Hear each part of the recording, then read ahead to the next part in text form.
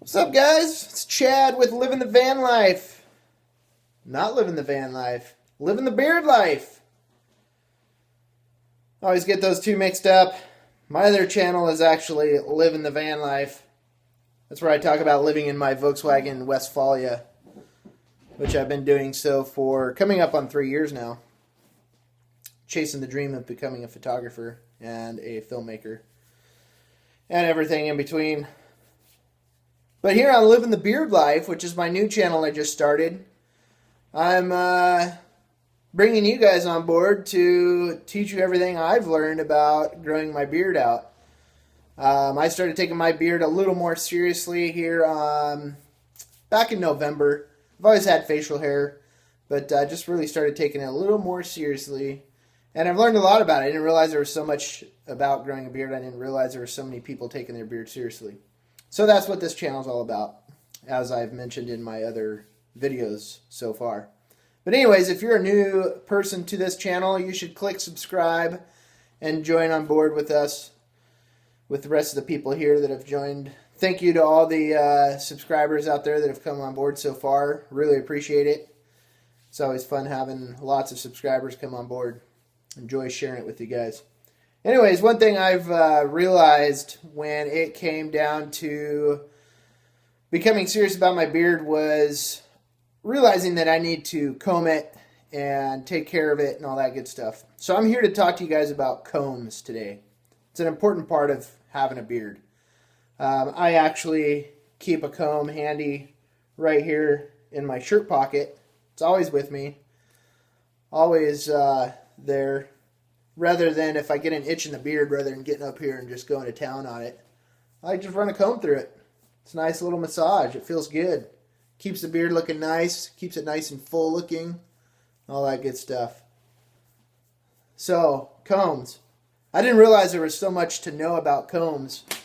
I got online and started doing some research. In fact, Eric Van Holtz over at Beard Brand did a nice little review on some combs and taught me a lot about combs. You can check out his channel for more cool stuff over there at Beard Brand. Anyways, I'm going to share with you guys what I've learned about combs. I started out with a nice little 79-cent cheapy comb from the gas station. My beard was driving me crazy and I just wanted to comb it. I was addicted, so I swung in and grabbed a cheapy one. And used that for a week. I thought it was really, really cool having, this cool little comb in my pocket to comb my beard with. But then the more research I did, I realized it is actually bad for your beard to use these cheap combs. They're molded plastic, which means two molds come together, press these combs out, and then they're just dumped into a bin and shipped out and sold. Which means there's lots of little sharp edges in between. Right in between there, lots of sharp little edges that will actually damage your hair, which is not a good thing. So I started doing a little more research, and I found that there are actually a couple different brands of combs that are pretty popular out there. One of them is the Kent comb. Kent is a very popular brand out there on the internet. Once I dug a little bit deeper, I also found the Baxter of California, which is another brand. You'll pay a little bit extra money for these. These are the pocket combs. I believe the Kent came in at $6.95, I think is what that was. The Baxter of California, a little bit more expensive, coming in at like $16. I hit these up on Amazon and found them on there. But anyways, spending a little bit extra money on combs, not a bad thing. It's good for your hair. The thing about these combs are, they are handcrafted, or handmade, hand-cut. This material, the tortoise material, I'm not sure the actual technical term for the kind of material it is, but these are all hand-cut combs. Which means they go in with a saw, they cut out these bristles, and then they actually, where the unique process comes in and what's so important to invest a little bit of money in the comb is the fact that these are all hand polished.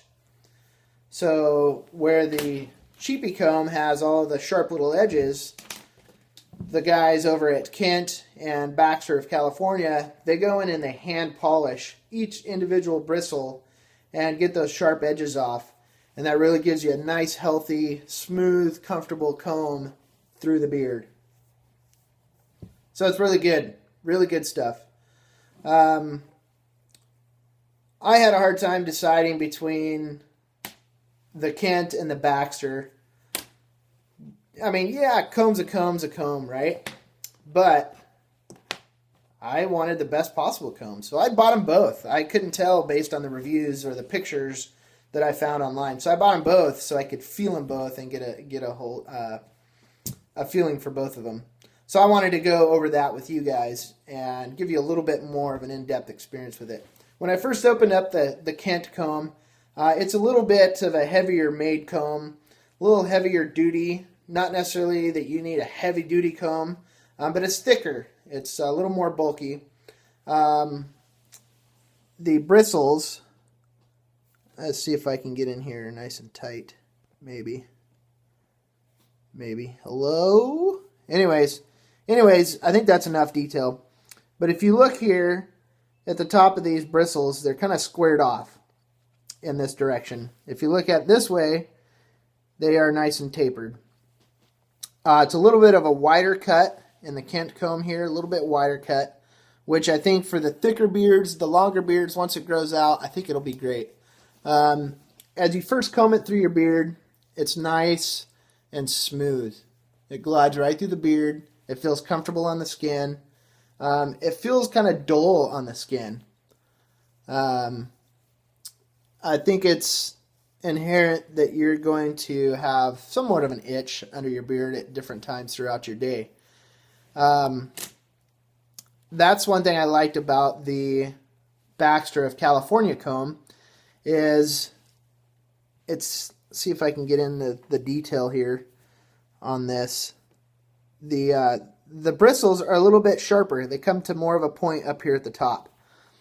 This way they're still nice and tapered. This way, a little bit more taper to it.